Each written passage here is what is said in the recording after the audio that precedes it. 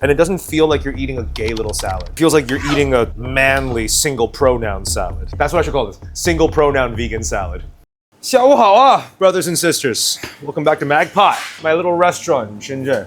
Today we're making 拉皮儿, 大拉皮儿, a jizzy, slimy, bouncy bowl of noodle salad. This dish, not until recently in life, was brought to my attention as a vegan classic to a lot of white friends who are staying here in China. A lot of them say, oh, Chinese food is great, but there's just no vegan options. It's so boring, which I say, horseshit. You just don't like Chinese food or Chinese people very much. Because if you did, you'd make Chinese friends and go to Chinese restaurants where you realize that a lot of our food is vegan. We just don't call it that. So today we're going to teach you, let's call it a salad that I grew up with. A cold noodle salad where the noodles are made of sweet potato starch. They're bouncy, clear, gelatinous, slurpy, chewy. They're everything you want in a really cute, youthful texture. And they are usually garnished with an assortment of root vegetables, sometimes with dried tofu skins. And if you want to go vegetarian route, you can also garnish it with strips of scrambled egg sheets. And if you want to go the not vegetarian route, because eating animals is kind of fun, you can also garnish it with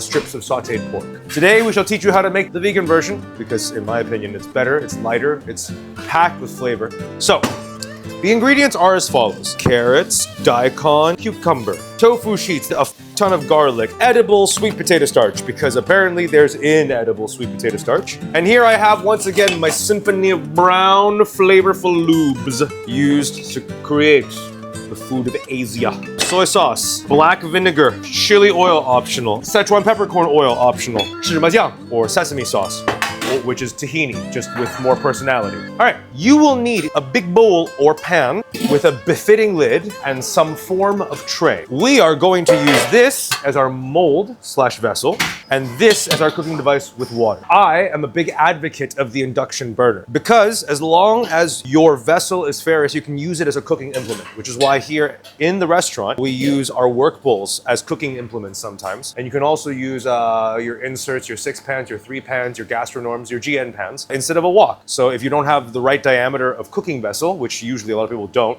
you can use a big ass work bowl. They're cheaper. So you can go get one for like a couple dollars at a restaurant supply store. Otherwise, you will need a knife and a cutting board. Before we get to the cooking of the pier, the la pier, the stretchy skins, we are going to do some knife prep. So you want to knock these down into a julienne, which means thin slices, then thin strips. If you have the tool at home, feel free to use a box grater, which will get you most of the way there, or a mandolin with one of these attachments. A lot of people ask me, do I need to have really good knife skills to work in a restaurant? If I'm perfectly honest with you, not really. If I had a colleague that I said, hey, slice me up some strips of daikon, and instead of using all the machines we had and getting it done in like 30 seconds, he decides to use his knife skills and take half an hour, that guy is what we call a So feel free to use machines. And then next is my carrots. Most of the famous chefs in the world, if you look closely at their knife skills, they're not that great. If you look at Gordon Ramsay's videos, his knife skills aren't exceptional. They're just useful enough. And if you've noticed, like chefs always just take the last part and just throw it away in the scraps bin because these are the parts that they can't cut well anymore. And before anybody in the audience notices, goes, yeah, and then we just put the strips away. So you have perfect little strips to work with. So it makes it seem like we all have great knife skills, but we don't. All right, top and tail your cucumbers. And then you get rid of the scraps before anyone notices. 甚至有完全都是主食的沙拉. So in this magical place in America called the Midwest, where white boys with big dicks come from. So your Ezekiels, your Jebediahs, your Jeremys. You're never more than 3 Midwestern white boys away from meeting a guy called Adam who's working on a Camaro. And their food is all mayonnaise and starch. So they have a pasta salad. They also have potato salad. Yeah, that's because they used to sell all their soy products to us. Used to. Until very, very recently. Now, let's work on the sauce. So there's this thing where all Chinese chefs will tell you if you want to get like chopped up garlic, you just smash it with the flat part of your knife, run it through once, then run it through again, which is decent if you want it to be not fine. If you want a minced garlic, like a Western chef might ask you for, you want it to slice really, really thin, then turn it around and slice it again, and then you crush it with your knife. But the good news is More often than not, I'm just using a microplane. Because if you want fine and you have tools, use them. It occurs to me that I have never once done this with a recipe. So let's make a recipe. We're gonna make the sauce with the bowl on the scale, and then we'll be making the recipe as we go along, okay? So first thing that goes in is raw garlic. 20 grams of raw garlic, 50 grams of soy sauce, some vinegar, tiny pinches of sugar, just to round the flavor out, 5 grams of Szechuan peppercorn oil. And then chili oil is up to you. I stopped there. That was 4 grams, but call it 5, whatever. And at this point, you wanna let it down with some water. So up to 100 if you don't like it that heavily seasoned. Trust me, it's not spicy at all. It's just flavorful, there's depth. The Szechuan peppercorn oil in this context is meant to entice salivation in your mouth. The garlic is now there as an afterthought, but here it's quite strong. Keep in mind, this is meant to season a whole dish. So you can go a little bit OTT with the seasoning, all right? Now, this is how one version of the sauce exists. Loose like this, like a very, very watery vinaigrette. The version that I prefer is based on our sesame paste. It's thicker, it's more fat to it, and is indeed richer. Makes for a more substantial meal if this is all I'm having, which is rarely ever the case. If it's a northern dinner table, this won't be the only dish on the table. And if it's not thick enough, then you just add more sesame paste till it is. I would say the texture of icing, the white cummy sauce that goes on top of Cinnabons. Maybe thicker. 就我们中文内容不是经常会说一个东西的颜色到像谁谁谁的肤色吗？那如果是 Can I say until this looks like my skin color? Yeah, I can, because it's my skin color. Here we can say that because we're not that sensitive to that topic, because we largely weren't involved in that process. The Koreans, the Japanese, and the Chinese all hated each other, probably just because we're close. It wasn't because they were darker or lighter. So when we say like your fusa, it's not racially charged. It's literally just because like his skin color. It's fine. But I think I'm not wrong in saying this. In the West, if it's based on skin color, you're the devil walking around because there's just too much emotional and cultural and historical baggage. Ah, I could drink that. Actually, you know what? No, nuttier. It, nuttier. Let's go full nuts. I think there's a white person allergic to everything somewhere. They have more allergies than we do in my experience. I don't know if there's studies or research on this. I don't know if it's because the quality of their food is shit, if it's just poison, like they're allergic to poison, or if they're allergic to their food. But yeah, if you're allergic to the nuts, then don't use the nuts. Essentially, that's like the peanut butter and jelly. We use this the same way you guys would use peanut butter, just everywhere we can, because we love it. This recipe, once again, is one of those things where every chef on a screen says, simply gather all your ingredients and put them together, as if you already have the knowledge, which defeats the point of my existence. But let me please reassure you, this shit, the hard to get stuff, just chop up normal chili into it, jalapeno, bird's eye, serrano, cayenne. Yeah, you can use Tabasco if you want. Any chili you like, throw it in there until it's as spicy as you want. Think in terms of flavor structure, not in terms of cultural baggage. All right, anyways, time to make the stretchy skin. The la pea, bro. Let's la some pea. Here we are with our edible, specifically edible, sweet potato starch. Now, I have never done this with a recipe either, so let's see what the recipe is. Volumetrically speaking, it should be 1 scoop of potato starch to 3 scoops of water.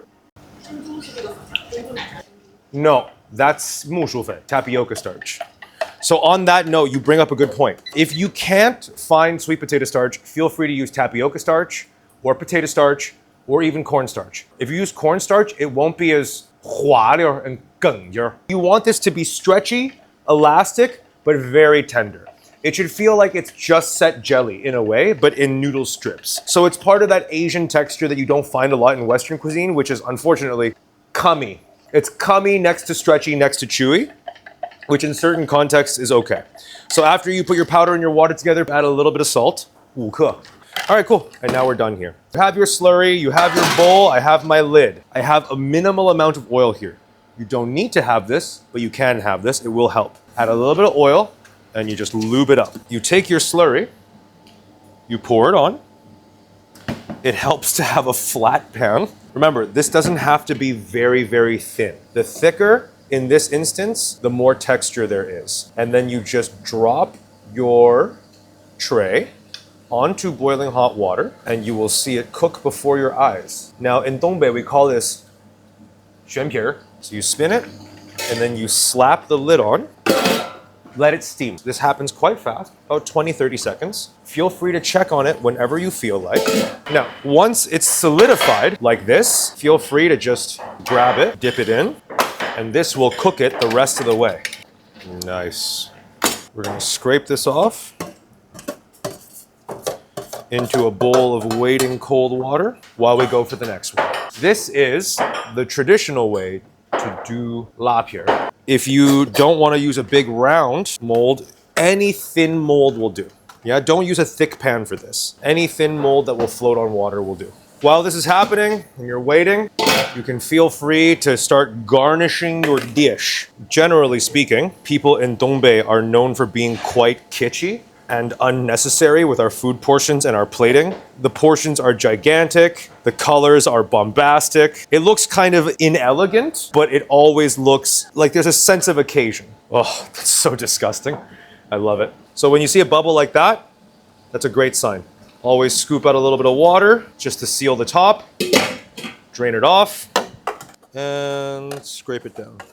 这不是你第一次做。拉皮儿啊，不是第一次，我上一次是和高总一起做。Sorry， 我上一次是在我挨损的过程当中，挨着高总边上做。That is the correct way to make northern food. Getting yelled at by your dad for not knowing how to do something that he also doesn't know how to do is global. Whenever you ask a dad, hey dad, you know how to do this?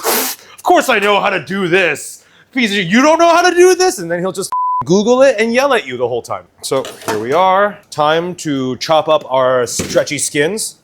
The texture is very typical of sweet potato flour. If you want it to be lily white, then feel free to use cornstarch or mung bean starch. Now, how thinly you slice is entirely up to you. If it's very thick like this, I recommend strips about this big. Traditionally, you slice thick, like pappardelle, like 2 centimeter strips. But because you made it yourself, you can decide. Listen to that noise. That snap is how you know you made it correctly. All right, that's a pretty good portion. So that slimy mass goes in the middle. If you see a little bit of rawness like that, it doesn't really bother me, if I'm honest. But if it bothers you, you can just trim it off. That has to do with the flatness of your vessel. You can also save your scraps and mix them up with some syrup, some brown sugar syrup, and make tang shui later. If anybody in the audience is Cantonese and misses home, maybe we can do an episode on tang shui. Now, time to finish this dish up. As it's given time to just kind of chill out and hydrate, this sauce has gotten really thick. If you want, you can drizzle like this if you feel like being a chef, but traditionally what you do is just... Yeah, of course. 是这样的，他们这玩意儿摆完了之后端上来，然后酱是分开给你的，然后他问你想自个儿拌还是我帮你拌 And then you, of course, you帮我拌了，帮我拌了 And then some big fat lady comes in with the tongue and just starts stirring your salad. And this is the move. This is the move. You just... Yeah, she grabs your noodle and she literally wipes her bowl with it. Because they're not gonna let you just waste your money on the bowl, right? If you like it saucier, feel free to thin it down with water or more soy sauce. But I think this is a pretty decent texture. I want this to coat the same way a salad should coat in the West, which is no dressing left in the bowl. But traditionally speaking, there's a lot of liquid at the bowl. So always check, double check. Lift up on your bowl. Yeah, dry on the bottom, see? And because you're a cheap dick, and then they return it to you fully molested. And if you feel like it, you can always go a little bit of chili oil on the top. And if we're being perfectly honest, this is actually a really healthy dish because all the fats in here are healthy fats. It's a little bit of energy because of the starch, sure, but everything else, it's like clean flavors, all vegetables. Look at that nonsense. Look at that nonsense. 来，老师。哇，这个小小。哇 ，blurry 哇。嗯。